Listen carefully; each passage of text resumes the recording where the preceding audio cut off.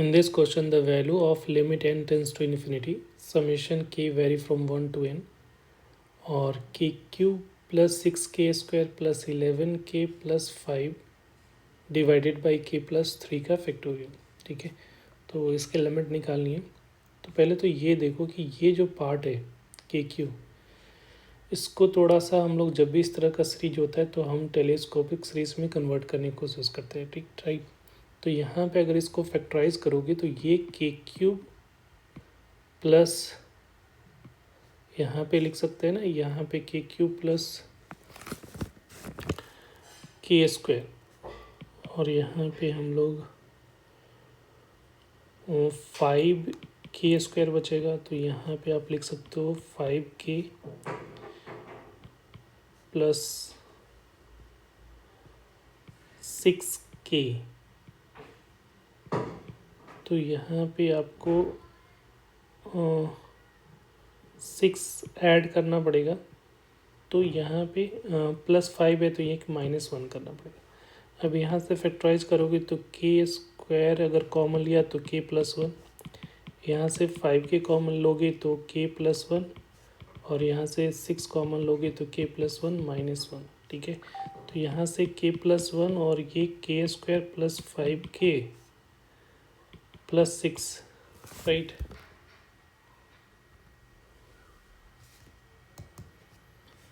-1, और इसका फैक्टराइजेशन तो हम लोग को पता है कि k प्लस 1, और यहाँ पे जो आएगा इसका होता है k प्लस 2 और k प्लस 3, ऐसा आ रहा है, -1 हो जाएगा। ठीक है, तो ये इसको फैक्टराइज कर लिया। अब यहाँ पे देखो k प्लस 3 का फैक्टोरियल, तो यहाँ पे अगर इसको हम लोग t के टर्म्स लिखेंगे तो यहाँ से k प्लस 3 का फैक्टोरियल से डिवाइड कर दिया, राइट। तो यहाँ से डिवाइड करोगे तो यहाँ पे वो k प्लस 1 को अगर देखो यहाँ पे एक्सपेंड करोगे तो ऊपर में कैंसिल आउट हो जाएगा k प्लस 1, k प्लस 2 और k प्लस 3। तो नीचे में क्या बचेगा, k factorial -1 upon k plus 3 का फैक्टोरियल, ऐसा आ जाएगा। तो ये ठीक है, आ गया। अब यहाँ पे जो सीरीज बन रहा है देखोगे तो t1 क्या आएगा, 1 का फैक्टोरियल -1 अपॉन 4 का फैक्टोरियल। फिर t2 अगर लिखोगे तो 1/2 का फैक्टोरियल -1/5 का फैक्टोरियल हो जाएगा। t3 1/3 का फैक्टोरियल, तो यहाँ पे 1/6 का फैक्टोरियल, राइट। फोर्थ टर्म 1/4 का फैक्टोरियल, तो -1/7 का फैक्टोरियल, ऐसा चल रहा है। देखो ये टर्म इससे कैंसिल आउट हो रहा है, तो 3 टर्म्स आपको ऊपर में पॉजिटिव में रहेगा। उस तरह से लास्ट टर्म क्या हो जाएगा, tn अगर देखोगे तो tn जो होगा 1/n का फैक्टोरियल -1 अपॉन n प्लस 3 का फैक्टोरियल। ठीक है, तो यहाँ पे जो है इधर से अगर कैंसिल करोगे तो ये इससे कैंसिल आउट होगा, तो ऐसे ऐसे क्रॉस कैंसिल आउट होगा। तो ये 3 टर्म्स नहीं कैंसिल आउट हो रहा है, तो नीचे से यहाँ पे भी 3 टर्म कैंसिल आउट नहीं होगा।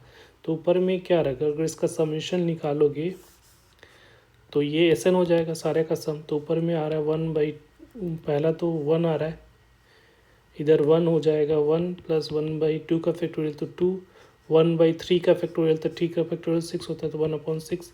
और नीचे में 3 टर्म्स, इसके जस्ट ऊपर में क्या हो जाएगा, इधर से n प्लस 3 का फैक्टोरियल, फिर इसके जस्ट ऊपर -1 अपॉन n प्लस 2 का फैक्टोरियल, -1 अपॉन n प्लस 1 का फैक्टोरियल। क्योंकि दोनों पेयर में तो कैंसिल, अगर ऊपर में 3 बच रहा है तो नीचे में भी 3 बचेगा, तो ये 3 हो जाएगा।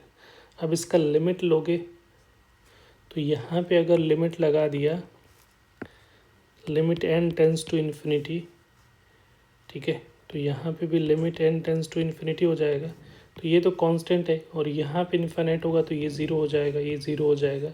क्योंकि अगर समथिंग डिवाइडेड बाय इन्फिनिटी तो ये 0 0 0, तो यहाँ पे फाइनल जो वैल्यू आएगी आंसर में वो क्या आ जाएगा, 1 + 1/2, right. Limit n tends to infinity वाला जो आएगा +1/6, तो इसको सिंप्लीफाई करोगे तो 6 हो जाएगा। तो 6 + 3 + 1, तो ऊपर में 10/6 आ रहा है, तो ये कैंसिल आउट करोगे तो 5/3।